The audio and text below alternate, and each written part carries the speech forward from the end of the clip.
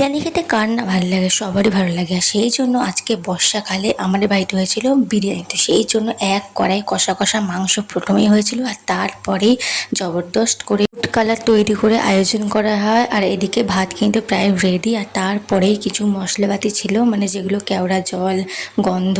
তো যাই হোক, তারপরে এক থালা মাংস আর আলু তুলে নেওয়া হলো, যেগুলো দেখতে কিন্তু একদম তাজা তাজা খাসটা ছিল।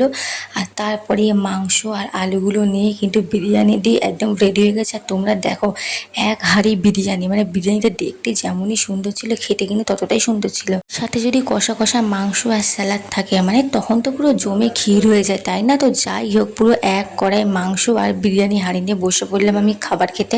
তো তোমরা কারা কারা এক কড়াই বিরিয়ানি আর মাংস খেয়েছো অবশ্যই কমেন্ট করে জানিয়ে দাও এই বর্ষাকালে। আর তারপরে কিন্তু আমি আমারটা কিন্তু সার্ভ করে নিলাম।